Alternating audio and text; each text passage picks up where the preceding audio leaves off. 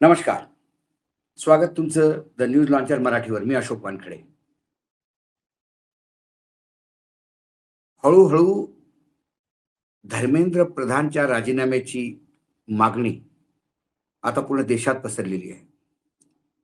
माझ्या 35 वर्षाच्या दिल्लीतल्या पत्रकारितेमध्ये मी खूप आंदोलनं पाहिली. अगदी अण्णा हजारेच्या आंदोलनापासून तर विश्व हिंदू परिषदचं राम मंदिराचं आंदोलन असो, टिकेतचं शेतकरी आंदोलन असो, बोट क्लबवरचं,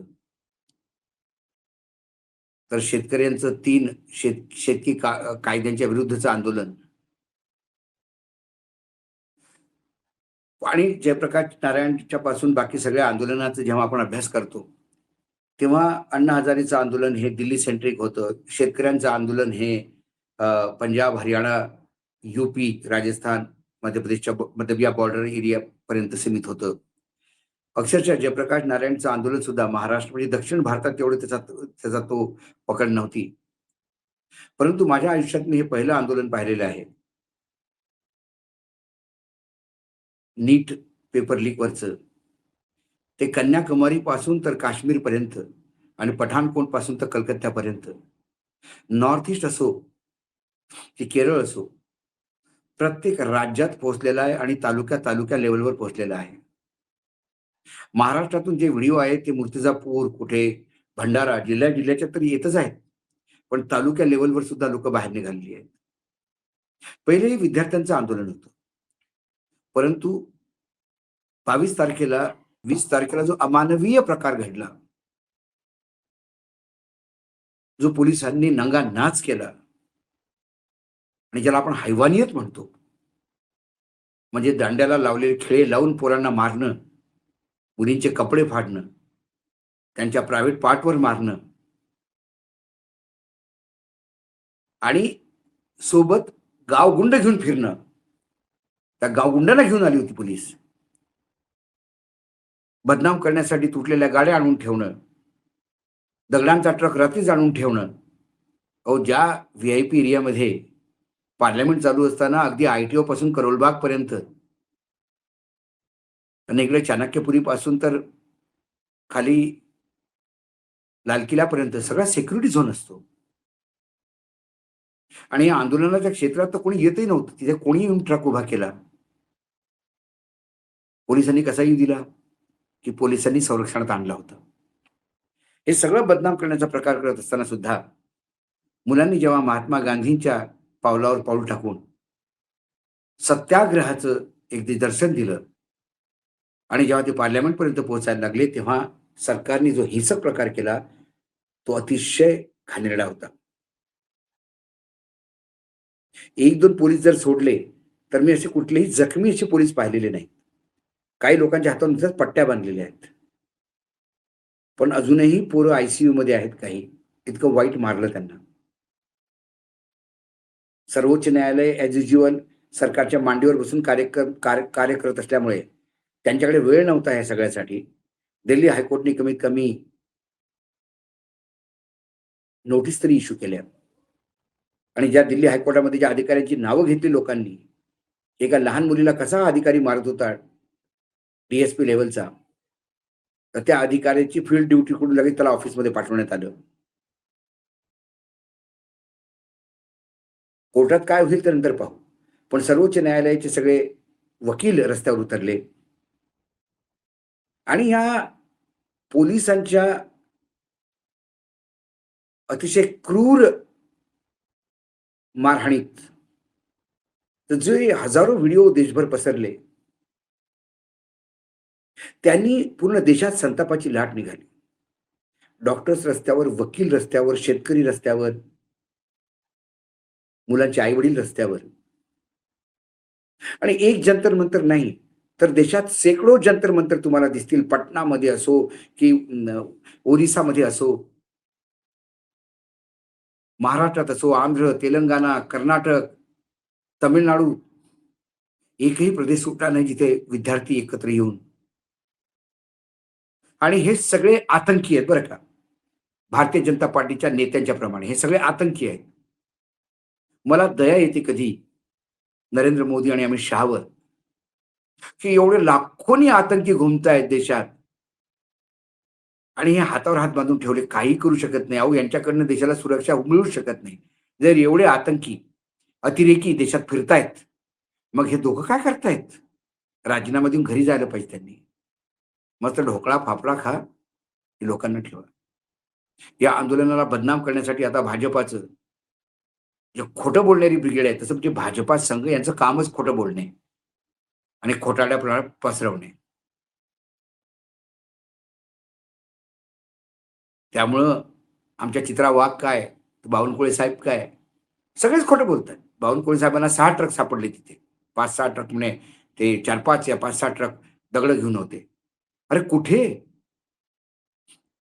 त्या मुलांना भेटायला कोणी आलं तर त्यांना जाऊ देत नाहीत. नेत्यांना आतमध्ये जाऊ देत नाहीत. ते ट्रक घेऊन पाठीमागे ट्रक आणि त्याला पोलीस संरक्षण. कोणाला सांगता राव तुम्ही हे? अल्लाहू अकबरचे नारे एक माझं चॅलेंज आहे, एक नारा दाखवा. मग आता बीजेपीने याला बदनाम करण्याचं सुरू केलं. आता कोर्टात एक हायकोर्टात रिट लावलेली आहे. त्यांना फंडिंग कुठनं मिळतं? सोशल मीडियावर पहा. उद्या आम्ही न्यूज लॉन्चवर एक कार्यक्रम करू. तुम्हाला दाखवू कुठनं येतं सामान. अहो, स्विगीवाल्यांनी त्यांना त्या काउंटर्स खोलल्यावर इतकं सामान येतंय. कॅनडावरनं येतंय, अमेरिकावरनं येतंय, जर्मनीवरनं येतं, जापानवरनं लोकं पैसे देऊन पाठवतायत, जेवायचे पाठवतायत. आता इतकं जेवण यायला लागलं, फळं यायला लागली, औषधं यायला लागल्या. मुलींसाठी सॅनिटरी पॅड यायला लागले, टिश्यू पेपर यायला लागले. औषधं फ्रीमध्ये एका मोठ्या कंपनीने आपल्या औषधं द्यायला लागली मुलांना. फ्रीमध्ये औषधं घ्या तुम्ही. आणि सर्वात ते माणसाला हेलवून टाकतं. तर म्हणजे पाणीपुरीचे स्टॉल लावणारा तो माणूस, तो घरनं ₹500 च्या पाणीपुरी घेऊन येतो. तेवढं विकतो आणि रात्री जेवायला घालतो आपल्या परिवाराला. 3 दिवसापासून ते पाणीपुरीवाले फ्रीमध्ये वाटतायत. फ्रीमध्ये. कॅनॉट प्लेसमध्ये हाती पॉपकॉर्न घेऊन फिरणारी ती व्हेंडर्स या मुलांना फ्रीमध्ये आमच्याकडनं एवढंच करून देतो. एक वृद्ध पती-पत्नी ऑटोनी आले, थैला काढला मोठा, तिथं बसले, त्यातनं मोठे-मोठे भांडे काढले आणि पुरी भाजी खायला देतात बच्च्याला. "या, या बच्चे लोग." आणि यांना अतिरेकी म्हणणारे खरोखरच निर्दयी आणि निर्लज्ज आहेत बरं. या देशाची मुलं आहेत ती. फक्त तुम्हाला प्रश्न विचारल्यावर ते अतिरेकी होतात. लाजा वाटायला पाहिजे तुम्हाला. अहो, यांच्याच आई-वडिलांच्या टॅक्सच्या पैशाने तुम्ही तिकडे फिरतायत ना गाड्यातनं. विमान प्रवास तुम्हाला मिळतोय ना. देवेंद्र फडणवीस चार्टर्डने येते. कोण भरतो रे पैसा त्याचा? घरनं काय बायकोचे दागिने विकून भरतो का?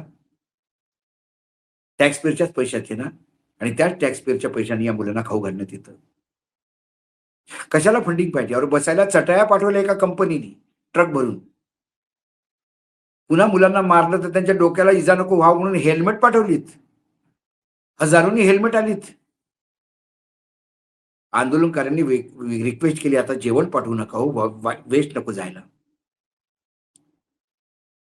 10,000 मुलं त्यांच्या पछाडी 15,000 लोकांचं जेवण येतंय. गुरुद्वारांनी गुरुद्वारे ओपन केलेत. शीख समुदायाने सांगितलं, की प्रत्येक सरदाराचं घर, प्रत्येक शीखाचं घर हे तुमचं घर आहे बेटा. कधी यायचं? झोपायचं असलं तर झोपायचं, अंघोळ करायची असेल तर अंघोळ करून जायचं. हे घर तुमचं आहे. सगळा देश उतरलाय. फक्त अक्कल येत नाहीत या आमच्या सत्ताधाऱ्यांना. यांना माज आलाय माज. यांना मुलांच्या वेदना दिसत नाहीत. केंद्र सरकारनी दिल्ली पोलिसला NSA लावायचा अधिकार दिला. त्यामुळे मुलं अरेस्ट झाली, की आता 2-2 वर्ष जेलमध्ये राहतील. त्याला काही हरकत नाही. आणि त्यानंतर सर्वात महत्त्वाचं म्हणजे उद्या पूर्ण कॅनॉट प्लेस बंद ठेवायला सांगितलं. रात्री क्रॅकडाऊन करतील काय? हेवी फोर्स उपरती का? कारण अजूनही सत्तेचा माज उतरलेला नाही लोकांचा. आणि त्यांनी जर बलप्रयोग करून हा दाबायचा प्रयत्न केला आणि हे जर उसळून आलं, तर देशात काय होईल याचं गांभीर्य बहुतेक यांना नसावं. काय दिल्लीमध्ये आर्मीला बोलवावं लागेल का? हा प्रश्न डोक्यात घोळतोय आणि तिची भीती वाटते.